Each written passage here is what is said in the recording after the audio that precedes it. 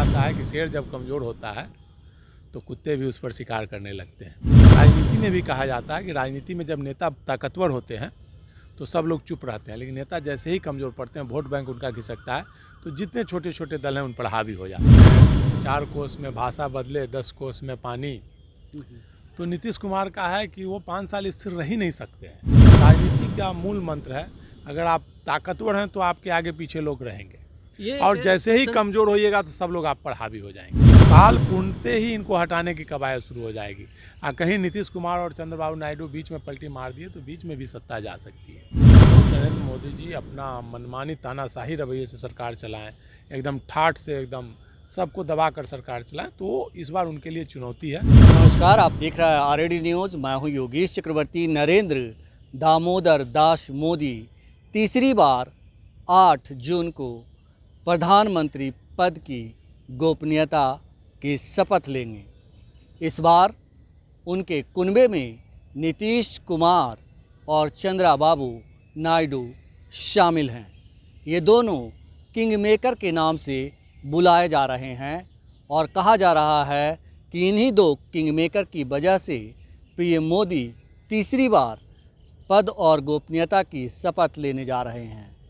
लेकिन ये भी लोग कह रहे हैं कि ये पीएम मोदी के लिए आसान नहीं होगा कि नीतीश कुमार और चंद्रबाबू नायडू को एक साथ दोनों को रख सकें, दोनों पर लगाम लगा सकें, या कितना देर लगाम लगाने में मोदी सक्षम होंगे, ये बड़ा सवाल है। राजनीतिक हलकों में इस बात की चर्चा ज़ोर शोर से है कि भले ही पीएम मोदी नीतीश कुमार और चंद्रबाबू नायडू के सहयोग से तीसरी बार प्रधानमंत्री बनने जा रहे हों, लेकिन उनकी बैसाखी बेहद ही कमज़ोर होगी, या यूं कहें कि ये दोनों ही नेता पटखनी देने में माहिर हैं।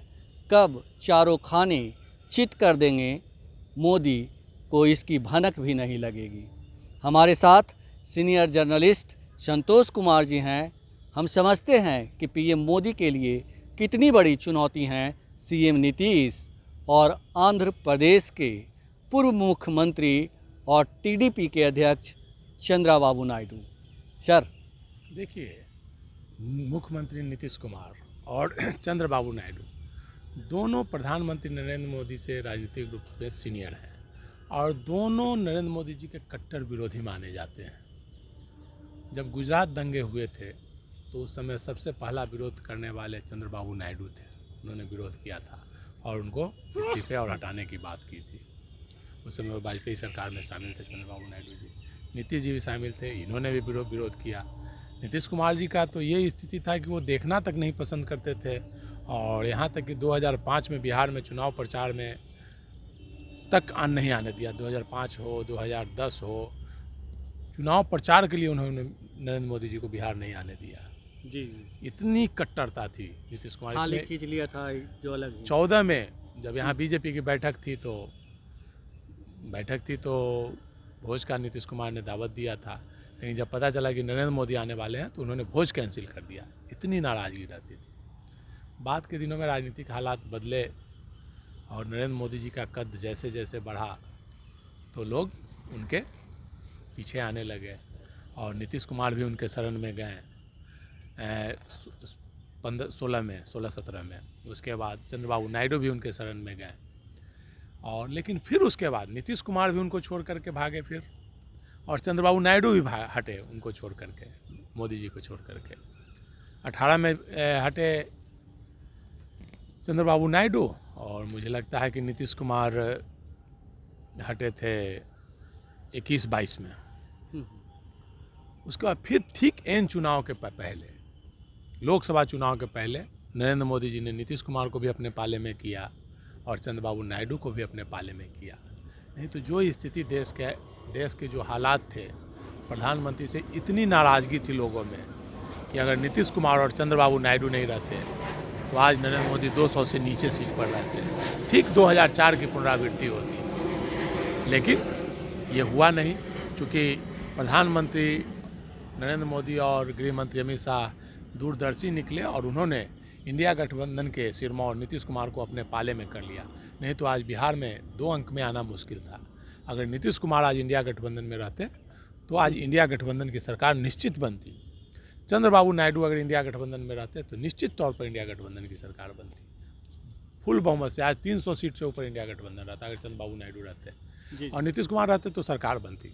सीधा बीजेपी को 30 सीट का नुकसान होता, जो आज 30 सीट और इसको 30 सीट गेन होता तो सत्ता के करीब रहती। तो इंडिया गठबंधन की बहुत बड़ी भूल रही जो कि नीतीश कुमार को वापस बीजेपी खेमे में जाने दिया। लेकिन अभी चुनौती सबसे बड़ी बात है कि प्रधानमंत्री नरेंद्र मोदी के सामने चुनौती है कि कैसे दोनों को संभाल कर रखे।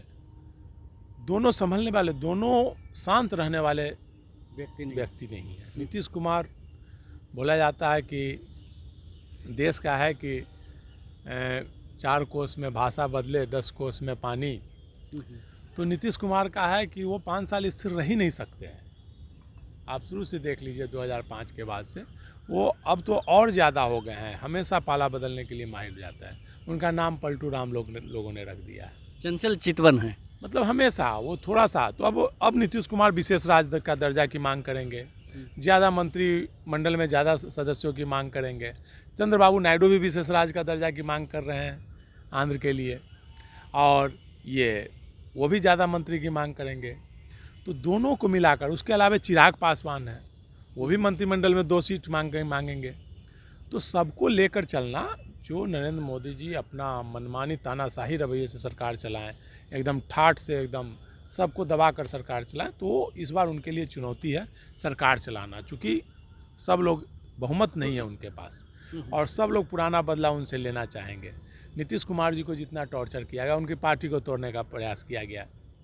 विधानसभा चुनाव प्रचार के दिन कि मैं प्रधानमंत्री मंच पर आने से रोक दिया गया नीतीश कुमार को। जब यात्रा हो रही थी उसमें नीतीश कुमार को बीजेपी का कमल का हाथ में थमा दिया रोड शो में। तो वो अपमान नीतीश कुमार भूलेंगे नहीं और वो मौका आने पर फिर से वो दबाव डालेंगे। और मुझे लगता है कि ये दबाव तो होगा ही, इसके अलावा संघ का दबाव होगा, फिर आरएसएस का, भारतीय जनता पार्टी में जो गुट है विरोधी खेमा, वो हावी होगा। क्योंकि नरेंद्र मोदी ने 75 साल उम्र के नाम पर कई लोगों को बाहर का रास्ता दिखा दिया। जी बिल्कुल। चाहे लाल कृष्ण आडवाणी हो, सुषमा स्वराज हो, कितने बड़े बड़े नेताओं को, मुरली मनोहर जोशी, सबको बाहर का रास्ता दिखा दिया। तो अब सब लोग मिल करके इनका 75 साल अगले साल पूरा होगा। तो साल भर बाद सब, अभी तो सरकार बना लेंगे, चलाएंगे, लेकिन साल पूरा होते होते सब लोग हावी होंगे और नरेंद्र मोदी हटाओ अभियान शुरू होगा। क्योंकि देखिए, राजनीति का मूल मंत्र है, अगर आप ताकतवर हैं तो आपके आगे पीछे लोग रहेंगे और जैसे ही कमज़ोर होइएगा तो सब लोग आप पर हावी हो जाएंगे। जी जी संतोष जी, बीजेपी के एक नेता से मेरी बात हो रही थी। उन्होंने कहा कि 1 साल नहीं, 2.5 साल के बाद जब देश में राष्ट्रपति के चुनाव होंगे तो पीएम मोदी प्रधानमंत्री का पद छोड़ करके जो है वो राष्ट्रपति बनेंगे। लेकिन बड़ा सवाल यह है कि खुद को फकीर कहने वाला क्या सत्ता का इतना लोभी और पाखंडी व्यक्ति है कि जो मतलब एक पद छोड़ के दूसरे पद की ओर जाएगा? देखिए, निश्चित तौर पर नरेंद्र मोदी चाहेंगे कि राष्ट्रपति पद बन जाए, क्योंकि राष्ट्रपति पद बन जाएंगे तो जो नई सरकार बनेगी अगर कोई, तो उन पर केस मुकदमा कोई नहीं होगा, जेल जाने से बच जाएंगे। क्योंकि इतना उन्होंने मनमानी किया है। जैसे बॉन्ड घोटाला ही अगर आएगा, क्योंकि बॉन्ड घोटाला अगर उजागर होगा, बॉन्ड घोटाला में जिस प्रकार से छापा मारकर पैसे लिए गए थे, ये सब मामला जब उजागर होगा तो बॉन्ड घोटाला मामले में इन पर केस मुकदमा हो सकता है, जेल जा सकते हैं सत्ता से हटने के बाद। इसके अलावा प्रधानमंत्री केयर फंड का हिसाब नहीं दे रहे हैं, वो इसी के अलावा कई नीतियाँ इन्होंने मनमानी की है। किसान आंदोलन में कितने लोग मारे गए, अग्निवीर योजना लाए, तो इन सब अग्निवीर योजना हटाने पर का भी दबाव रहेगा। तो केंद्र सरकार पर अभी भारी दबाव में रहेंगे नरेंद्र मोदी और वो चाहेंगे कि राष्ट्रपति बनकर सुरक्षित रह जाएं। राष्ट्रपति बन जाएंगे तो केस मुकदमा नहीं होगा। इसलिए मुझे लगता है कि जो भाजपा नेता ने कहा है सही है, लेकिन मुझे लगता है वो 2.5 साल है, इनका साल पूर्णते ही इनको हटाने की कवायद शुरू हो जाएगी। कहीं नीतीश कुमार और चंद्रबाबू नायडू बीच में पलटी मार दिए तो बीच में भी सत्ता जा सकती है। राष्ट्रपति चुनाव, नीतीश कुमार हमेशा राष्ट्रपति चुनाव में पाला बदलते हैं, अभी तक 2-3 चुनाव से देखा जा रहा है, तो फिर बदल सकते हैं। इसलिए राजनीति में खुद नीतीश कुमार की भी इच्छा होगी कि हम राष्ट्रपति बने। नीतीश कुमार भी राष्ट्रपति बनने को इच्छुक हैं, हम्म, तो वो क्यों करेंगे सपोर्ट? तो इसलिए आप जानिए, अभी तत्काल अभी नरेंद्र मोदी जी सरकार बना लेंगे, लेकिन अभी बहुत सारी परेशानियां हैं। नीतीश कुमार, चंद्रबाबू नायडू, चिराग संतोष पासवान को घर से बेघर कर दिया गया था, हम्म, उनके पिताजी की मूर्ति तोड़ दी गई थी, हम्म, तो वो सब लोग खून का घूंट पीकर डर से रह रहे थे। लेकिन जैसे ही अब बोला जाता है कि शेर जब कमज़ोर होता है तो कुत्ते भी उस पर शिकार करने लगते हैं।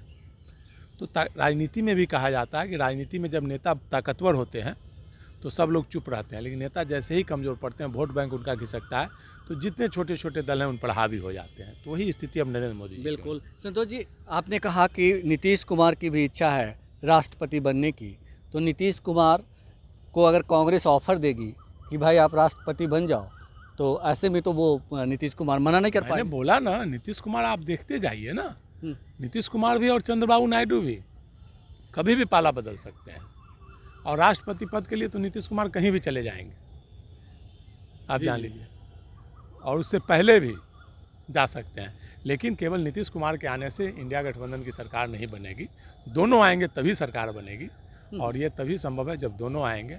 इसलिए अभी दिल्ली दूर है काफ़ी। चंद्रबाबू नायडू जो हैं ऐसे नेता के तौर पे जाने जाते हैं जो ममता बनर्जी और लालू यादव इन सब के करीबी में माने जाते हैं, और कहा जाता है कि शरद पवार भी उनसे बात कर रहे हैं। देखिए, अभी तो बात करने से कोई फ़ायदा है नहीं। अभी चूंकि दोनों ने समर्थन का पत्र दे दिया है, प्रधानमंत्री नरेंद्र मोदी अब शपथ लेने जा रहे हैं फिर से तीसरी बार, और वो प्रधानमंत्री अभी रहेंगे। वो साल भर बाद ये सब कुछ भी होगा, अभी साल भर तक कुछ नहीं होने जा रहा है। और इंडिया गठबंधन भी शांत बैठ गया है, वो कोई सरकार बनाने का प्रयास नहीं कर रहा है। वो खुद नीतीश कुमार आएंगे, खुद चिराग पासवान आएंगे, खुद चंद्रबाबू नायडू आएंगे, क्योंकि विशेष राज्य का दर्जा वो मांगेंगे, बिहार के लिए पैकेज मांगेंगे। और नरेंद्र मोदी मनमानी करने वाले नेता हैं, तानाशाही नेता हैं, वो अपने मन की करते हैं।